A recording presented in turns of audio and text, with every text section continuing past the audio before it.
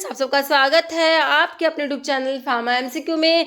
तो जैसा कि आप लोगों को पता है, ये हमने सीरीज स्टार्ट करी है हमारी रेलवे के एग्ज़ाम के लिए। तो ये आपके रेलवे के साथ साथ और भी जितने भी गवर्नमेंट फार्मासिस्ट एग्ज़ाम के आप प्रेपरेशंस कर रहे हो, सभी के लिए बहुत ही इम्पॉर्टेंट रहने वाली है। बहुत सारे क्वेश्चन देखिए, इसमें मैंने 6000 का टारगेट लिया है। 6000 एमसीक्यूज एक्सप्लेनेशन के साथ आप लोगों को प्रोवाइड कराने वाली हूँ। बहुत ही बढ़िया आप लोगों की तैयारी होने वाली है इस सीरीज के थ्रू। और एक 5000 वाली सीरीज और है, उसको भी आप लोग देख लेना। उसमें भी इसी टाइप के क्वेश्चंस एक्सप्लेनेशन के साथ प्रोवाइड किए गए। उसमें आपको टॉपिक वाइज प्रोवाइड किया है मैंने। जो क्वेश्चंस है 5000 वाली में टॉपिक वाइज है, बट इसमें क्या कर रही हूँ मैं, आपको मिक्स क्वेश्चंस जो है वो प्रोवाइड कराऊंगी। ओके, तो देखिए स्टार्ट करते हैं। और देखिए आपका रेलवे के लिए इंपॉर्टेंट है, साथ में आपका दिल्ली जो आपका DS+B का एग्जाम होता है, और हरियाणा में भी आपका डिफरेंट स्टेट में भी होते हैं, और सेंटर के जितने भी आपके गवर्नमेंट फार्मासिस्ट एग्जाम है, देखिए सभी के लिए सीरीज काफ़ी ज़्यादा यूजफुल रहने वाली है। ओके, तो इसमें हम जैसे कल मैंने प्रीवियस एक पार्ट डिस्कस किया था हमने, है ना, उसमें 40 क्वेश्चन थे। आज जो लेके आई उसमें 50 क्वेश्चन है ना। तो इसमें ऐसे ही क्वेश्चन लेके आऊंगी, किसी में 40, किसी में 50, किसी में 100 भी हो जाएंगे, तो किसी में 30 भी हो जाएंगे ना। जिस हिसाब से कंटेंट प्रिपेयर होगा उसी के अकॉर्डिंग। ओके, तो आज की वीडियो में 50 क्वेश्चन हैं जो आप लोगों के साथ लेके आई हूँ, और इनको डिस्कस करेंगे। ओके, तो स्टार्ट करते हो। स्टार्ट करने से पहले अगर आप चैनल पर नए हैं, आपने चैनल सब्सक्राइब नहीं किया, चैनल को अपने सब्सक्राइब कीजिएगा। वीडियो को लाइक करना, शेयर करना, कमेंट करना, बेल आइकन को प्रेस करना, ताकि जो आने वाले वीडियोस होते हैं उनका नोटिफिकेशंस आप लोगों को मिल सके। और देखिए मेरी वेबसाइट जो है pharmamcq.in, वहाँ पर मैंने क्रैश कोर्स चला के रखे हैं, है ना। तो रेलवे का है, दिल्ली का है उसमें, और डिफरेंट स्टेट के भी हैं, हरियाणा का। ठीक है, तो आप एक बार मेरी वेबसाइट pharmamcq.in पर विजिट करना, और बाकी वीडियो के डिस्क्रिप्शन बॉक्स में इसके रिगार्डिंग आपको इन्फॉर्मेशन मिल जाएगा। बिना देरी स्टार्ट करते हैं आज का वीडियो। क्वेश्चन है हमारा, which of the following category is correct according to biopharmaceutics classification system. तो BCS जो सिस्टम होता है, तो इसका फुल फॉर्म भी हम लोगों से पूछा जा सकता है एग्जाम में। BCS बायोफार्मास्यूटिक्स क्लासिफिकेशन सिस्टम, है ना। तो इसमें क्लास 1, क्लास 2, क्लास 3, क्लास 4 में आप ड्रग्स पढ़ते हो। भाई क्लास 1 में क्या पढ़ते हो, हाई सोल्युबिलिटी होती है, हाई परमेबिलिटी होती है। बिल्कुल सही लिखा हुआ है, क्लास 1 में दोनों हाई होती है, solubility as well as permeability. Class 2 में सोल्युबिलिटी लो होती है, परमेबिलिटी हाई होती है। क्लास 3 जो होता है उसमें आपका ऑपोजिट होगा, जो है सोल्युबिलिटी हाई होगी, परमेबिलिटी लो होगी। लेकिन इसमें लिखा हुआ है लो सोल्युबिलिटी और लो परमेबिलिटी, ये क्लास 4 की बात होती है, काट दो। क्लास 4 में हाई लिखा हो दोनों, लेकिन क्लास 4 में दोनों लो होती है। देखो क्लास 1 में दोनों high, solubility and permeability high class 1 में, क्लास 4 में दोनों लो, ऐसे याद हो गई।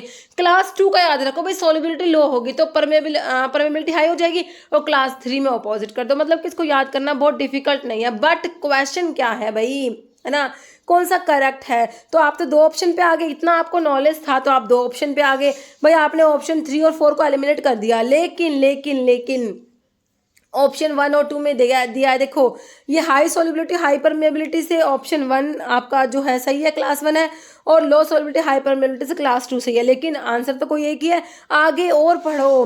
क्लास 1 में कह रहा है जनरली मॉडरेटली एब्जॉर्ब कंपाउंड्स होते हैं। जनरली इसमें मॉडरेटली एब्जॉर्ब कंपाउंड कैसे होंगे, जब सोल्युबिलिटी हाई है, परमेबिलिटी हाई है, तो ये मॉडरेटली नहीं, इनका तो एब्जॉर्प्शन काफ़ी अच्छा होगा ना।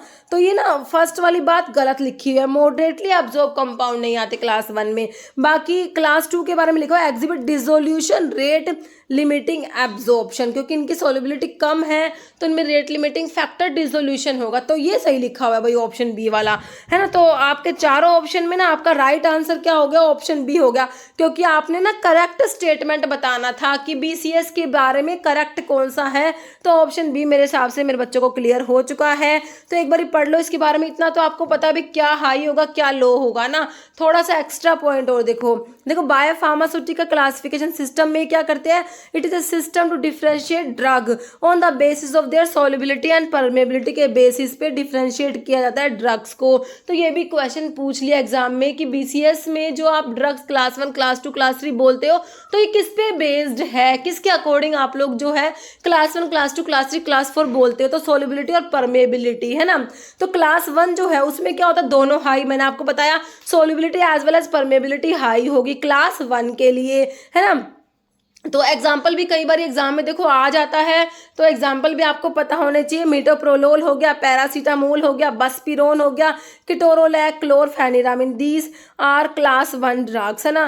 These compounds as well as absorbed and their absorption rate is usually higher. ये इनका ये कह रहे हैं वेल एब्जॉर्प्शन होता है इनका, इनका एब्जॉर्प्शन रेट हाई होता है एक्सक्रीशन रेट से, है ना।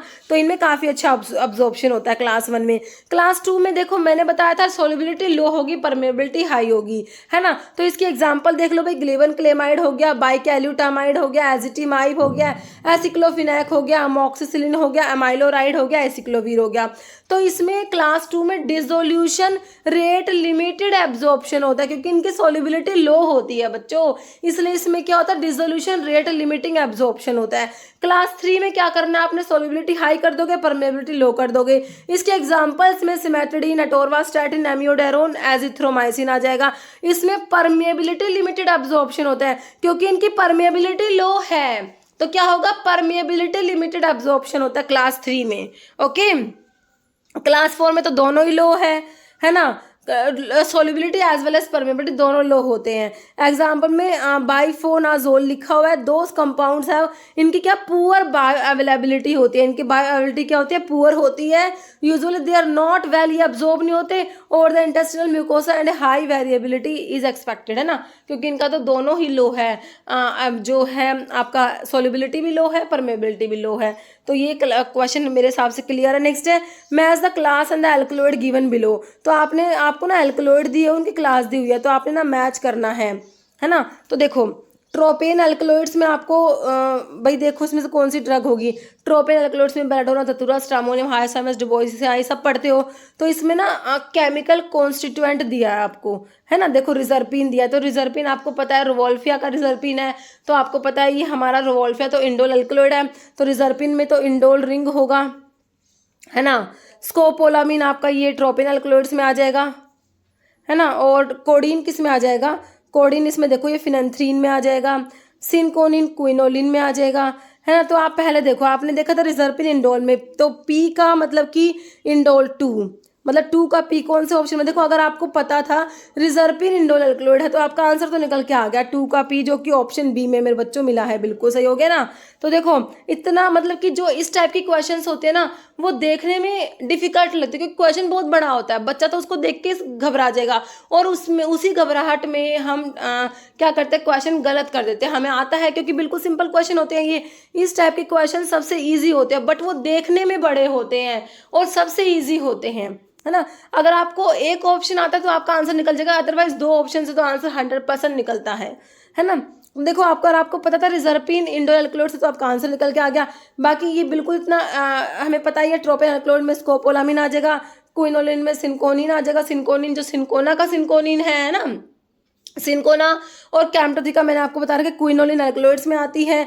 कोडीन, मॉर्फिन, कोडीन, थिबेन ये हमारे फिनेंथ्रीन एल्कलॉइड। जो ओपियम जो होता है, ओपियम जो आइसोक्विनोलिन एल्कलॉइड में पढ़ते हो, ओपियम में 2 टाइप के एल्कलॉइड होते हैं, तो फिनेंथ्रीन होता है, बेंजाइल आइसोक्विनोलिन होता है। फिनेंथ्रीन में मॉर्फिन, कोडीन, थिबेन आता है, बेंजाइल आइसोक्विनोलिन्स में आपका जैसे कि नोस्कैपिन आता है, पापावरिन जो स्मूथ मसल रिलैक्सेंट होता है, वैसोडाइलेटर भी होता है ना, तो वो भी ठीक है। तो ये मेरे हिसाब से क्लियर हो चुका है बच्चों को, तो इसका ऑप्शन बी हो गया। ओके, नेक्स्ट है एम ऑफ फार्माकोविजिलेंस। भाई फार्माकोविजिलेंस जो होता है ना, जिसमें आप क्या पढ़ते हो भाई, एडवर्स ड्रग रिएक्शंस। फार्माकोविजिलेंस में क्या होता है, मेनली जो एडवर्स ड्रग रिएक्शंस होते हैं उनको डिटेक्ट करना होता है, असेस करना होता है उनको, है ना। उसके लिए मतलब एडवर्स ड्रग रिएक्शंस के उसमें पढ़ते हो आप भाई, डिटेक्शन, असेसमेंट, प्रिवेंशन, है ना, ये सब एडवर्स ड्रग रिएक्शंस का। तो कह रहे इसका एम क्या है फार्माकोविजिलेंस का, कह रहे early detection of unknown adverse reaction and interaction. बिल्कुल सही है कि भाई जो एडवर्स रिएक्शन है, इंटरेक्शन है, उसका अर्ली डिटेक्शन हो, ये भी सही है। फिर detection of increase in frequency of adverse reaction. Adverse reaction जो है उसकी फ्रीक्वेंसी में क्या इंक्रीज है, उसको डिटेक्ट करना। फिर provide information to health care professionals and patients. कह रहे इन्फॉर्मेशन प्रोवाइड करे हेल्थ केयर प्रोफेशनल्स को, पेशेंट्स को, to optimise safe and effective use of medicine. तो देखो ये भी सही लग रहा है, तो इसका ना आंसर तो मेरे हिसाब से ऑप्शन डी होना चाहिए बच्चों, क्योंकि सारी बातें सही लिखी हुई है, ऑप्शन डी, है ना। तो बिल्कुल सही है। नेक्स्ट है आईयूपीएसी नेम पूछा आपसे पैरासीटामोल का।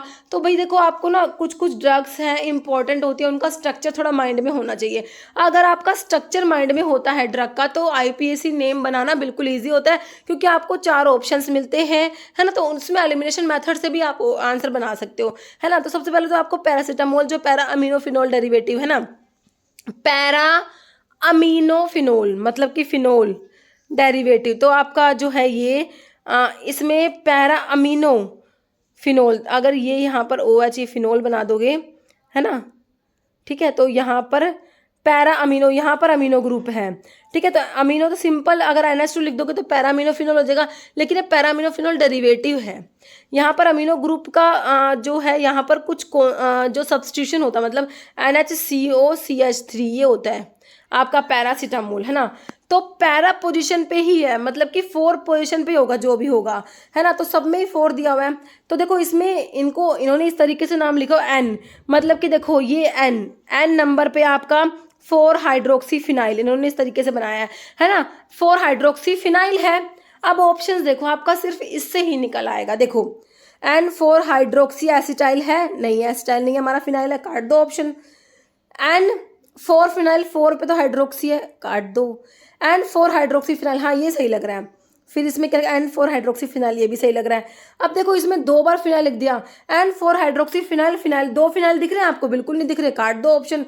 निकल के आया कि नहीं आया ऑप्शन डी। इस टाइप के क्वेश्चन एलिमिनेशन मेथड से निकलेंगे आपका, अगर आपको थोड़ा सा मतलब कि हल्का सा भी स्ट्रक्चर माइंड में होता है तो, ठीक है।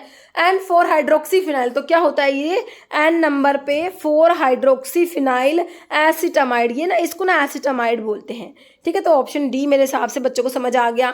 जैसे which of the following sterilisation method is used in powders, भाई पाउडर्स के स्टरलाइजेशन के लिए कौन सा मेथड यूज करोगे ये आप लोगों ने बताना है। देखो पाउडर्स के लिए जैसे कि पूछ लेंगे टैल्कम पाउडर के लिए कौन सा स्टरलाइजेशन मेथड यूज करोगे, है ना। तो पाउडर्स के लिए, ऑयल्स के लिए, और आपके जो है तो ग्लास वेयर्स के लिए, मेटल वेयर्स के लिए, है ना, इन सब के लिए आपका जो है एक ही मेथड यूज होता है, कौन सा, ड्राई हीट स्टेरिलाइजेशन। ऑप्शन देख लो, तो ऑप्शन डी में आपको दिया है ड्राई हीट स्टेरिलाइजेशन, जिसमें कि हॉट एयर ओवन यूज होता है। मोइस्ट हीट स्टेरिलाइजेशन में ऑटोक्लेव यूज होते हैं, और ऑटोक्लेव जो है ये आपके सर्जिकल ड्रेसिंग्स के लिए मेनली जो है मोइस्ट हीट यूज किया जाता है। सर्जिकल ड्रेसिंग्स के लिए हम ड्राई हीट यूज नहीं कर सकते, ओके। बाकी रेडिएशन स्टेरिलाइजेशन है, फिल्टरेशन है, फिल्ट्रेशन मैकेनिकल मेथड में आ जाता है। फिल्ट्रेशन स्टेरिलाइजेशन जो होता है स्टेरिलाइजेशन के जो different chemical, physical, mechanical method है, तो मैकेनिकल में ये फिल्ट्रेशन आ जाता है, ओके। तो इसका ऑप्शन डी हो गया। स्टीयरिक एसिड कंटेन, तो देखो भाई स्टीयरिक एसिड जो हमारा किस में आता है, सैचुरेटेड फैटी एसिड में आता है ना, सैचुरेटेड में आता है, क्योंकि अनसैचुरेटेड में डबल बॉन्ड होते हैं, है ना, सैचुरेटेड में डबल बॉन्ड नहीं होते, है ना। तो सैचुरेटेड में मतलब कि हमारा स्टीयरिक एसिड आता है, तो कितने डबल बॉन्ड है भाई, 20 तो हमारे एराकिडोनिक एसिड में थे, तो इसमें 18 होते हैं, मतलब कि कार्बन एटम है, सॉरी, है ना। कितने कार्बन है, डबल बॉन्ड तो प्रेजेंट ही नहीं है ना इसमें, हमारा जो सैचुरेटेड होते हैं इनमें, है ना। तो ये 20 कार्बन वाला तो एराकिडोनिक एसिड है, जो अनसैचुरेटेड में आता है उसमें 4 डबल बॉन्ड होते हैं। तो ये 18 कार्बन वाला स्टीयरिक एसिड में 18 कार्बन होते हैं। और 16 कार्बन वाला मैंने आपको क्या बताया था, 16 कार्बन वाला याद करो, पामिटिक एसिड बताया था। क्या बताया था, 16 कार्बन वाला पामिटिक एसिड, है ना। और 15 नहीं होते, बाकी 14 कार्बन वाला होता है मिरिस्टिक एसिड होता है, और 12 वाला लोरिक एसिड होता है ना, ठीक है। तो इसका आंसर ऑप्शन बी हो गया, 18 carbon atom. Next, which of the following is an example of pharmacological classification of drug based on their ability to lower blood pressure and relax blood vessels, है ना। कह रहे कौन सा which of the following, कौन सा example है pharmacological classification of drug based on their, मतलब ये ड्रग क्या करा रही है, बीपी लो करा रही है, ब्लड प्रेशर कम करा रही है, और ब्लड वेसल्स को रिलैक्स करा रही है। तो एंटीबायोटिक करेगी, एंटीपायरेटिक करेगी, एनाल्जेसिक करेगी, या एंटी हाइपरटेंसिव, कौन सी करेंगी भाई, बीपी कम कराएंगी, कौन सी ड्रग हमारी एंटी हाइपरटेंसिव, बिल्कुल simple option 4। In clinical pharmacism HMR is best referred for, HMR का आपने फुल फॉर्म बताना है, health medication review, home medication review, health meditation, देखिए मेडिटेशन नहीं होता, मेडिकेशन, है ना भाई। जैसे जैसे पॉलीफार्मेसी में पढ़ते हो भाई, बहुत सारी ड्रग एक साथ 5 6 7 ड्रग दी जाती है क्योंकि डिफरेंट डिफरेंट डिजीज होती है, तो है ना। तो उसमें क्या करते हैं कि होम, मतलब कि जो भी मेडिसिन ली जा रही है ना घर पर, तो उनका रिव्यू, है ना, तो ये होम होता है बच्चा, होम। ठीक है, तो ऑप्शन क्या हो जाएगा, बी हो जाएगा, होम मेडिकेशन रिव्यू आता है। ओके, नेक्स्ट है कैप्टोप्रिल एक्सर्ट एक्शन बाय। भाई कैप्टोप्रिल क्या है, हमारा एस इनिबिटर आता है, बिल्कुल आता है। कैप्टोप्रिल क्या है, एस इनिबिटर होता है ना। एंजियोटेंसिन कन्वर्टिंग एंजाइम इनिबिटर में प्रिल वाले ड्रग आते हैं, एस इनिबिटर होता है ना। तो इतना तो आप पता है, तो आंसर निकल के नहीं आया भाई। एस इनिबिटर एंजाइम आपको, मतलब एंजियोटेंसिन कन्वर्टिंग एंजाइम आपको पता होना चाहिए कौन से स्टेप पे काम करता है। भाई देखो, आप जब रास सिस्टम पढ़ते हो ना, सबसे पहले तो आपका रैनिन क्या करता है, एंजियोटेंसिनोजन से एंजियोटेंसिन 1 बनाता है, एंजियोटेंसिन 1 से एंजियोटेंसिन 2 बनता है। तो यहाँ पर तो रैनिन ने काम करा, है ना। तो रैनिन तो क्या करेगा, एंजियोटेंसिनोजन से एंजियोटेंसिन 1 बनाएगा, एंजियोटेंसिन 1 से एंजियोटेंसिन 2 बनाने का काम हमारा ACE का होता है, एंजियोटेंसिन कन्वर्टिंग एंजाइम। इसको इनिबिट करा दिया, ठीक है, तो एंजियोटेंसिन 1 से 2 नहीं बन रहा। Inhibit the conversion of angiotensin 1 to angiotensin 2। अब देखो, इनिबिट द रैनिन रिलीज, तो वो तो डायरेक्ट रैनिन इनिबिटर होता है, किरेन वाले ड्रग, एलिस किरेन टाइप, है ना। Inhibit conversion of angiotensin 1 to 2 तो बिल्कुल सही लिखा हुआ है। इनिबिट कन्वर्जन ऑफ एंजियोटेंसिन 2 से 1 का कन्वर्जन इनिबिट नहीं करते, काट दो डी को, सी को। इनिबिट कन्वर्जन ऑफ एंजियोटेंसिनोजन से एंजियोटेंसिन 1, तो ये डायरेक्ट रैनिन इनिबिटर कर देंगे। तो आंसर क्या निकल के आया बच्चों, देख लो अच्छे से अभी, क्या निकल के आया, option B, inhibit conversion of angiotensin 1 to angiotensin 2, जो कि एंजियोटेंसिन 2 क्या होता है, पोटेंट वैसोकॉन्स्ट्रिक्टर होता है ना। नेक्स्ट है ड्रग एडिक्शन। भाई ड्रग एडिक्शन है ना, मतलब कि एडिक्ट है, किसी भी तरीके से ड्रग लेनी है, कुछ भी करो, है ना, लेकिन मतलब कि ड्रग तो लेनी ही है, क्योंकि वो क्या है, एडिक्शन है ड्रग का। तो देखो, compulsive drug use, regular use of drug, irregular, या taking high dose of drug. नहीं, ये होता है कंपल्सिव ड्रग यूज। भाई कंपल्शन है, भाई लेनी है, चाहे पैसे हो ना हो, कुछ हो, मतलब ड्रग तो चाहिए ही चाहिए, कैसे भी लो, है ना। कंपल्सिव यूज ऑफ ड्रग आता है ड्रग एडिक्शन में। नेक्स्ट है which of the following lipid is commonly known as bad cholesterol. देखो भाई, एक तो गुड कोलेस्ट्रोल होता है जिसमें आपका HDL आता है, हाई डेंसिटी लिपोप्रोटीन। एक आपका बैड कोलेस्ट्रॉल होता है, तो बैड कोलेस्ट्रॉल जो होता है ना, बैड कोलेस्ट्रॉल, उसमें आपका LDL आता है, लो डेंसिटी लिपोप्रोटीन आता है। क्या आता है, LDL। तो ऑप्शंस देख लो, तो ऑप्शन 1 में ही आपको LDL दिया है, this is low density lipoprotein, this is bad cholesterol. HDL is good cholesterol, है ना, बाकी प्लेटलेट्स हैं, चाइलोमाइक्रोन है। तो आंसर ऑप्शन ए हो गया। मतलब which statement is not true about generic and brand name. देखिए, जेनरिक और ब्रांड नेम के बारे में स्टेटमेंट लिखे हुए कौन सा ट्रू नहीं है, नॉट ट्रू बच्चों पूछा आप लोगों से। जेनरिक नेम और ब्रांड नेम के बारे में नॉट ट्रू गलत है। Both have same dose strength, इनका डोज स्ट्रेंथ, इनका डोज, इनका रूट ऑफ एडमिनिस्ट्रेशन, इनका बायो अवेलेबिलिटी, इनका सब कुछ सेम होता है। देखो कह रहे सेम डोज स्ट्रेंथ, बिल्कुल सही है। बोथ हैव सिमिलर बायोअवेलेबिलिटी, बिल्कुल होती है। Both have similar inactive ingredient, बच्चों इनमें इनएक्टिव इंग्रेडिएंट सेम नहीं होते, नॉट ट्रू में बोथ हैव सिमिलर, इनमें ना इनएक्टिव इंग्रेडिएंट सिमिलर नहीं होते, है ना। बाकी both have similar route of administration, ये भी सही है ना। तो आपका ऑप्शन सी हो जाएगा, नॉट ट्रू में ऑप्शन सी वाला गलत लिखा हुआ है, बाकी तीनों ऑप्शन सही है। तो सिमिलैरिटी जेनरिक और ब्रांड में क्या होती है, जेनरिक नेम और ब्रांड नेम में सिमिलैरिटी क्या है भाई, इनका एक्टिव इंग्रेडिएंट सेम होता है, इनका डोजेस फॉर्म सेम होता है, इनका ये क्वालिटी परफॉर्मेंस है, क्वालिटी लिखा हुआ है, क्वालिटी है ना, परफॉर्मेंस सेम होता है, इनका रूट ऑफ एडमिनिस्ट्रेशन सेम है, इनका बायोलिटी सेम होता है। डिफरेंस कहाँ होता है बच्चों, इनका डिफरेंट इनएक्टिव इंग्रेडिएंट होते हैं। जेनरिक ड्रग चीपर होती है, सस्ती होती है ब्रांडेड ड्रग से, है ना, और इनका शेप, साइज, कलर्स वगैरह भी डिफरेंट होते हैं, ठीक है। नेक्स्ट क्वेश्चन है, dash is not a type of laxative which are the drug that promote the evacuation of bowel and used in constipation. इनमें से कौन सा लैक्सेटिव नहीं है, नोट ध्यान से पढ़ लिया करो, इसी टाइप से क्वेश्चंस कंफ्यूज करते हैं आपको एग्जाम में, क्योंकि आप नोट एक्सेप्ट उनको देख नहीं पाते, है ना। तो नोट को अच्छे से देखो, not type of laxative, laxative का टाइप नहीं है। लोपिरामाइड कहाँ पढ़ते हो, लैक्सेटिव थोड़ी ना, एंटी मोटिलिटी ड्रग में आते हैं लोपिरामाइड तो। बाकी डोक्यूसेट्स है ना, लैक्टोलोजी आपके लैक्सेटिव्स में आते हैं, तो ऑप्शन तो 1 हो गया, लोपिरामाइड एंटी मोटिलिटी ड्रग होती है ना।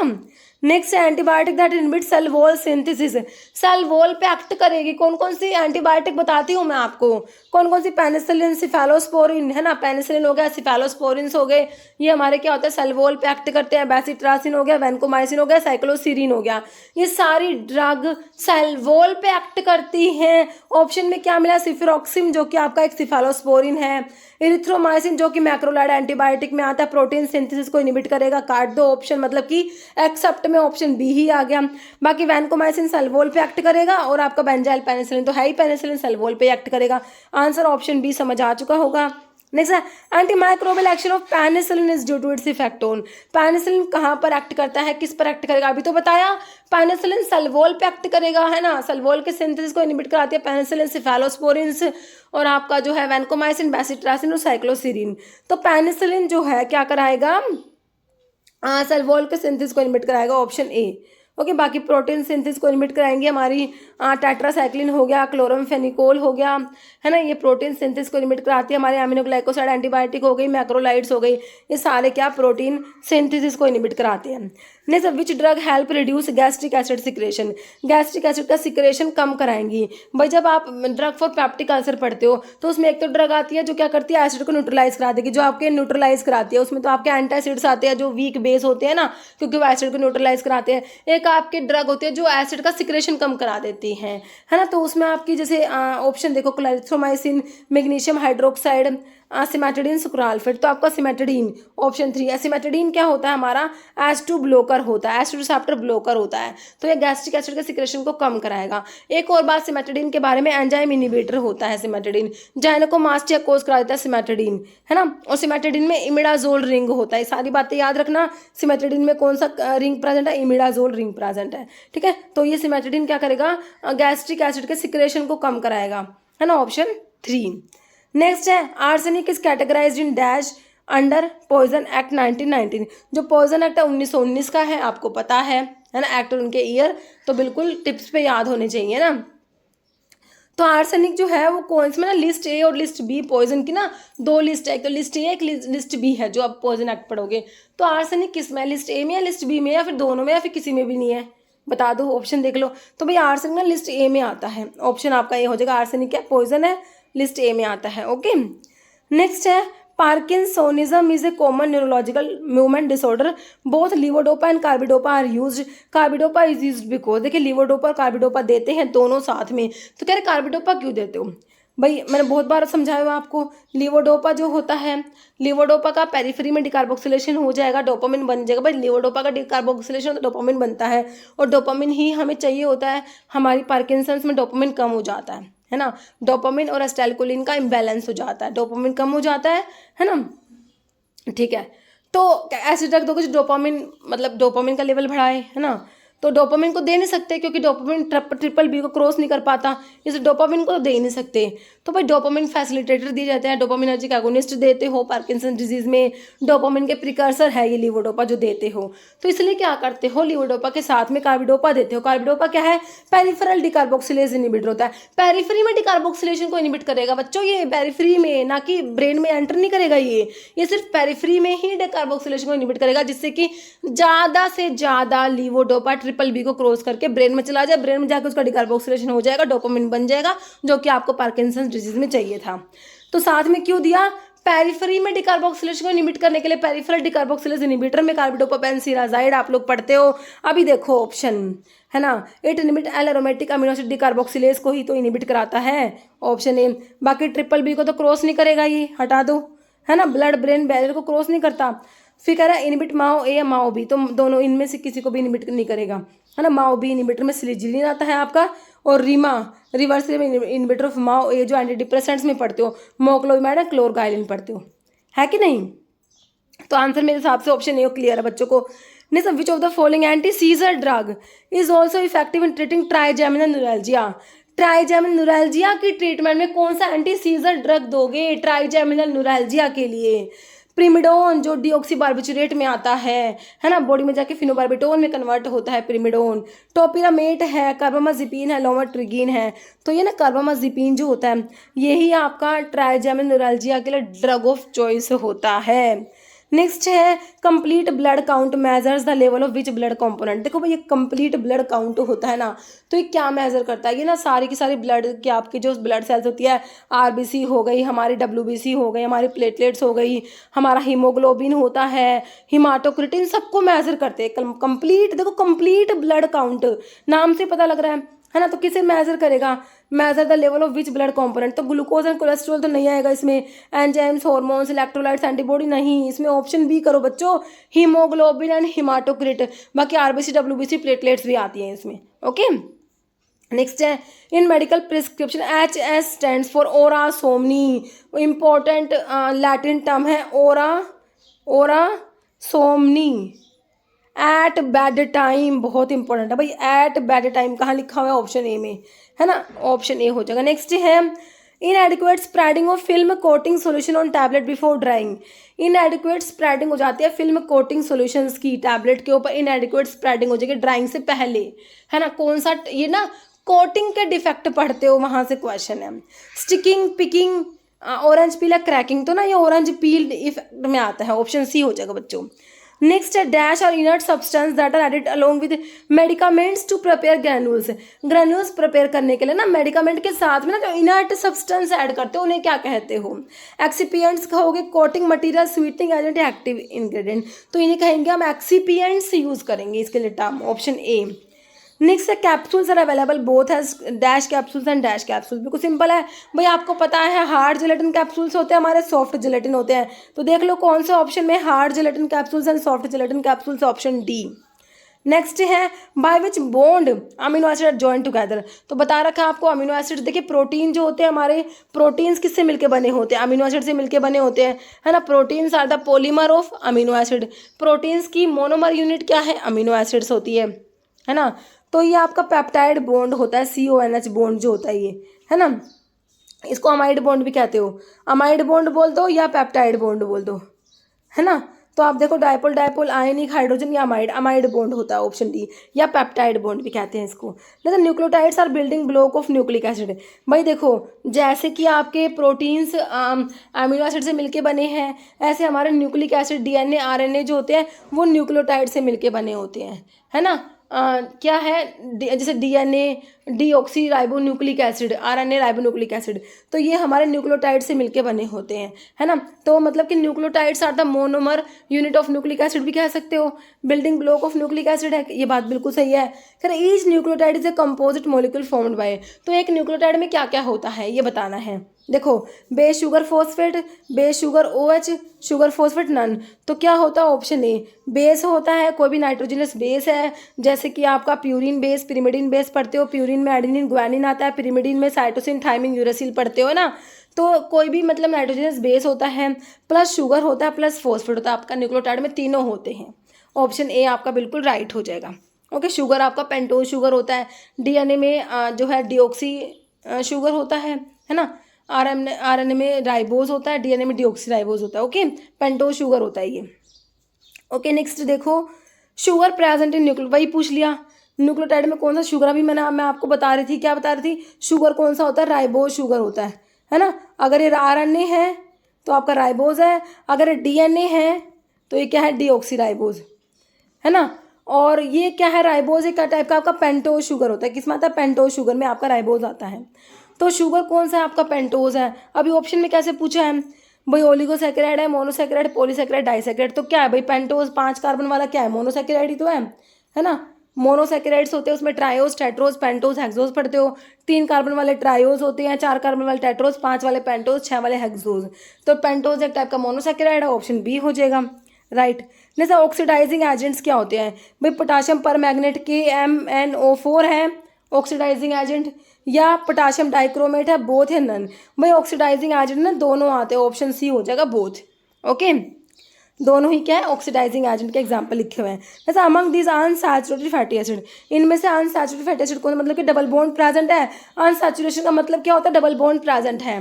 तो देखो oleic acid, Lorik, palmitic, stearic. तो मैंने आपको बताया स्टीयरिक तो सैचुरेटेड में आता है ना, जिसमें 18 कार्बन थे, है ना। पामिटिक भी सैचुरेटेड में आता है, पामिटिक में 16 कार्बन थे। लोरिक भी सैचुरेटेड में आता है, लोरिक में 12 कार्बन होते हैं।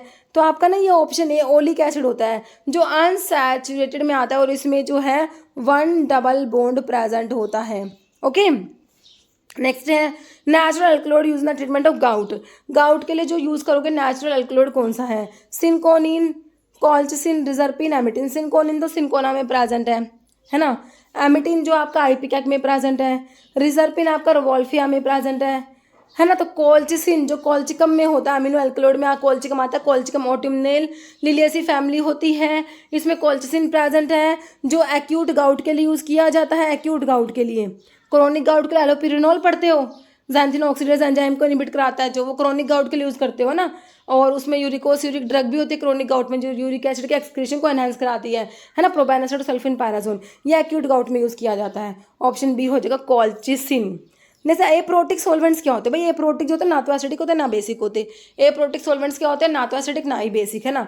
तो benzene, sulphuric acid, acetic acid, none, है ना। तो इसमें ना बेंजीन है आपका एप्रोटिक, ऑप्शन ए हो जाएगा बेंजीन। नेक्स्ट है रिडक्शन इन केमिकल रिएक्शन। भाई केमिकल रिएक्शन में रिडक्शन का मतलब क्या होता है ये आपने बताना है।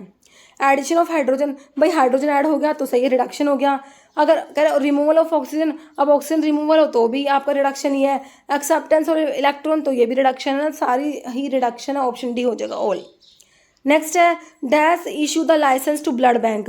ब्लड बैंक को लाइसेंस कौन इशू करेगा? State drug controller, government analyst, pharmacist या नन। तो देखिए जो स्टेट ड्रग कंट्रोलर होते हैं वो ब्लड बैंक के लिए लाइसेंस इशू करते हैं। नेक्स्ट है nutrient antioxidant present in berries. Berries में कौन सा न्यूट्रिएंट एंटीऑक्सीडेंट प्रेजेंट है? Alpha lipoic acid, catechic acid, ellagic, aspartic acid. तो इसमें ना इलाजिक एसिड होता है, ऑप्शन क्या हो जाएगा? सी, इलाजिक एसिड। नेक्स्ट है which act primary objective is to make sure that essential drugs available to all at a reasonable price. मतलब कौन से एक्ट का ऑब्जेक्टिव होता है? क्या है objective? To make sure that कह रहे essential drugs are available to all at a reasonable price, पे सभी को अवेलेबल होने चाहिए इसेंशियल ड्रग्स। कौन से एक्ट का ऑब्जेक्टिव है ये? कह रहे DPCO, drug price control order, drug and cosmetic act, pharmacy act, none. तो हमारा डीपीसीओ का होता है, ऑप्शन ए हो जाएगा, ड्रग प्राइस कंट्रोल ऑर्डर। जैसे valeranone is the active constant present in cinchona, jatamansi, myrobalan, कालमे। तो वैलिरानोन जो होता है ना ये हमारा जटमंसी, ऑप्शन बी जटमंसी में प्रेजेंट होता है वैलिरानोन। ओके, नेक्स्ट है नॉन एक्वा सोलवेंट। आप लोगों ने बताना non aqua solvent. Non aqua से मतलब कि इनमें ना वाटर नहीं होता, नॉन एक्वस मतलब कि। तो नॉन एक्वा सोलवेंट कौन सा है? बेंजीन है, टोल्यून है, पायरिडीन है, या सारे ही हैं? तो देखो सारे ही नॉन एक्वस के एग्जांपल्स लिखे, ऑप्शन डी हो जाएगा ऑल। बेंजीन, टोल्यून, पायरिडीन सारे क्या नॉन एक्वस सोलवेंट्स हैं। जैसे मिर कंटेन, मिर किस में आता है? गम है, अल्कलॉइड है, प्रोटीन है, ग्लाइकोसाइड है। तो मिर जो होता है ये ग्लाइकोसाइड्स में आता है। ओलियोगम रेजिन्स में मैं आप गूगल मिर एसोफेटिडा 3 ड्रग बताती हूँ। तो मिर जो है इसमें ओलियोगम रेजिन्स प्रेजेंट है ना। तो ऑप्शन ए हो गया, गम में आ जाएगा मिर। नेक्स्ट है सैना बिलोंग्स टू फैमिली बीइंग। बिल्कुल सिंपल, सैना की फैमिली आप लोगों से पूछी हुई है ना। लेगुमिनोसी, बर्सिलिएसी, रामनेसी, स्क्रोफ्लोरिएसी। तो सैना की फैमिली लेगुमिनोसी होती है, स्क्रोफ्लोरिएसी फैमिली आपकी डिजिटालिस की होती है ना। नेक्स्ट है identify one of the saturated fatty acid. तो सैचुरेटेड फैटी एसिड कौन सा है? मतलब कि सैचुरेशन मतलब कि जिसमें कि डबल बॉन्ड करेक्टर नहीं है ना। तो सैचुरेटेड कौन सा है? Linoleic acid, arachidonic acid, oleic acid या प्रोपियोनिक। तो प्रोपियोनिक आता है जो सैचुरेटेड में आता है। बाकी लिनोलिक, अरेकिडोनिक, ओलिक एसिड ये आपके अनसैचुरेटेड फैटी एसिड में आते हैं। ओलिक एसिड में 1 डबल बॉन्ड होता है, लिनोलिक में 2 होते हैं, लिनोलिनिक होता है उसमें 3 होते हैं, अरेकिडोनिक एसिड में 4 डबल बॉन्ड होते हैं। ओके, नेक्स्ट लुनार कॉस्टिक क्या होता है भाई? ये एक सिनोनिम लिखा हुआ है, जो आपके जो इनऑर्गेनिक केमिस्ट्री में जो कंपाउंड्स पढ़ते हो ना उनके जो सिनोनिम से लिखे हुए हैं ये, है ना। तो लुनार कॉस्टिक किसका सिनोनिम है ये बताना है आप लोगों ने। सिल्वर नाइट्रेट AgNO3, है ना। ब्लीचिंग पाउडर जो होता है कैल्शियम ऑक्सीक्लोराइड, है ना, CaOCl2। तो ऑक्सीडोल ये H2O2 का होता है, H2O2 हाइड्रोजन परऑक्साइड का। तो लुनार कॉस्टिक किसका है? ये ऑप्शन ए सिल्वर नाइट्रेट का होता है। ओके, नेक्स्ट है रेस्पिरेटरी स्टिमुलेंट क्या है भाई, एरोमेटिक स्पिरिट ऑफ अमोनिया है, अमोनियम कार्बोनेट है, कार्बन डाइऑक्साइड है या ओल। तो रेस्पिरेटरी स्टिमुलेंट कौन सा है भाई, तीनों ही ड्रग रेस्पिरेटरी स्टिमुलेंट लिखी हुई है, तो हमारा आंसर क्या हो गया, ऑप्शन डी हो गया ओल। ये सारे क्या रेस्पिरेटरी स्टिमुलेंट, रेस्पिरेशन को स्टिमुलेट करेंगे ना, रेस्पिरेटरी स्टिमुलेंट, एनालेप्टिक्स भी जिन्हें बोला जाता है। Which of the following is true about broad spectrum antibiotic, भाई ब्रॉड स्पेक्ट्रम एंटीबायोटिक के बारे में कौन सी बात सही है, कह these antibiotic inhibit the growth of wide range of microorganism, broad spectrum है तो वाइड रेंज ऑफ माइक्रोऑर्गेनिज्म को इनिबिट करेगी, बिल्कुल सही बात है। जैसे कि आपकी टेट्रासाइक्लिन और क्लोरामफेनिकोल के बारे में बात बताती है, जो मैं आपको कहती हूँ ब्रॉड स्पेक्ट्रम होती है, बैक्टीरियोस्टैटिक होती है, हमेशा ये बात बताती हूँ, प्रोटीन सिंथेसिस को इनिबिट करती है, टेट्रासाइक्लिन 30 राइबोसोम से बाइंड होती है और क्लोरामफेनिकोल 50 से, है ना, तो वाइड रेंज ऑफ माइक्रोऑर्गेनिज्म को इनिबिट कराते हैं, बिल्कुल सही बात है। एग्जाम्पल्स में टेट्रासाइक्लिन, क्लोरामफेनिकोल या क्लोरामफेनिकोल आते हैं। This antibiotic are effective mainly against a single species of microorganisms, इधर ग्राम पॉजिटिव ग्राम नेगेटिव। नहीं, ये तो नैरो होती है, ये डेफिनेशन नैरो के बारे में लिखी हुई है ना, ये नैरो स्पेक्ट्रम एंटीबायोटिक होती है। तो हमारा ऑप्शन डी देखो, बोथ ए एंड बी, दोनों ए और बी दोनों सही है, तो आंसर ऑप्शन डी हो गया, बोथ ए एंड बी। जैसा alveoli is a functional unit of, तो एल्वियोली जो हमारी लंग्स में होती है ना, अच्छा बता ही दिया मैंने, है ना, किडनी लिवर हार्ट, तो लंग्स जो होते हैं ना, लंग्स की फंक्शनल यूनिट एल्वियोली होती है। मेन गैसेस एक्सचेंज जो होता है ना लंग्स में, वो एल्वियोली में ही होता है। जैसे heart is covered by membrane cold, epidermis, dermis, epicardium, pericardium, जो हार्ट की जो कवरिंग होती है मतलब कि मेम्ब्रेन है, दैट इज पेरिकार्डियम, है ना, option D. Next deglutition is a term, deglutition का मतलब होता है स्वेलोइंग, डिग्लूटेशन का मतलब क्या होता है, स्वेलोइंग, ऑप्शन बी। नेक्स्ट है फंक्शन यूनिट ऑफ किडनी, भाई लंग्स की तो आपने एल्वियोली पढ़ी, फंक्शन यूनिट, तो किडनी की क्या होती है, नेफ्रॉन होती है ना, कितनी क्या होती है, मतलब कि लगभग 1 मिलियन नेफ्रॉन होती है एक किडनी में, 2 में कितने हो गए, 2 मिलियन हो गया ना, तो बहुत सारे नेफ्रॉन्स होते हैं किडनी में। तो फंक्शनल यूनिट ऑफ किडनी क्या है, ऑप्शन सी, नेफ्रॉन होते हैं। नेक्स्ट है which hormone is responsible for stimulating uterine, uterus को कॉन्ट्रैक्ट कराएगा, कह रहे हैं स्टिमुलेट करेगा uterine contractions during child birth and milk ejection during breast feeding, के दौरान मिल्क को इजेक्ट कराएगा, मिल्क इजेक्शन के लिए कह रहे हैं, और यूटेराइन कॉन्ट्रैक्शन के लिए कौन सा हार्मोन रिस्पॉन्सिबल है भाई, ऑक्सीटोसिन, एस्ट्रोजन, प्रोलैक्टिन, प्रोजेस्टेरोन, तो ये हमारा ऑक्सीटोसिन होता है, ऑप्शन क्या हो जाएगा, 1 हो जाएगा, ऑक्सीटोसिन। यूटेरस को तो कॉन्ट्रैक्ट कराएगा चाइल्ड बर्थ के दौरान, और क्या करेगा, मिल्क इजेक्शन कराता है, लव हार्मोन भी बोलते हैं ऑक्सीटोसिन को, ऑप्शन 1 हो जाएगा। Next dash the inferior part of brain stem, का इंफीरियर पार्ट क्या होता है, सेरिब्रम, सेरिबेलम, ग्रे मैटर या मेडुला ओब्लोंगाटा, है ना, ब्रेन स्टेम जो होता है उसका इंफीरियर पार्ट जो होता है हमारा मेडुला होता है, ऑप्शन डी। नेक्स्ट है न्यूक्लियस वॉज फर्स्ट डिस्कवर्ड, तो न्यूक्लियस की डिस्कवरी किसने की, रॉबर्ट हुक है, स्ट्रासबर्गर, रॉबर्ट ब्राउन, नन, तो रॉबर्ट ब्राउन ने न्यूक्लियस की डिस्कवरी करी और सेल की डिस्कवरी रॉबर्ट हुक ने करी थी, है ना, ऑप्शन सी सही हो गया ना। ठीक है, तो ये हो गए हमारे 50 क्वेश्चन। अभी एक क्वेश्चन जिसका आंसर आप लोग देने वाला कमेंट बॉक्स में, है ना, और जो है जो मेरे क्रैश कोर्स है, मेरी वेबसाइट farmamsky.in, वहाँ पर भी आप विजिट कर सकते हो, इसी टाइप की वीडियो लेक्चर्स आपको PDF के साथ में वहाँ पर मिल जाते हैं, है ना। ठीक है, तो अभी जो इसका आंसर दो आप लोग, और उसके रिगार्डिंग इन्फॉर्मेशन आपको डिस्क्रिप्शन बॉक्स में मिल जाएगी, व्हाट्सअप नंबर है, और बाकी है ना वीडियोज़ भी बना रखे मैंने, उनके लिंक भी मिल जाएंगे। तो देखो which is a flat structure, ये आंसर आपने बताना है, which is a flat structure, squamous tissue, cuboidal, transitional या कोलुमनार, इनमें से फ्लैट कौन सा है, इसका आंसर आप लोगों ने कमेंट बॉक्स में देना है। इस वीडियो में इतना ही। अगर आपको वीडियो अच्छी लगी तो लाइक करना, शेयर करना, चैनल पर नए हैं तो मेरे आप लोगों से रिक्वेस्ट है कि चैनल को प्लीज सब्सक्राइब जरूर करना। Okay, thank you.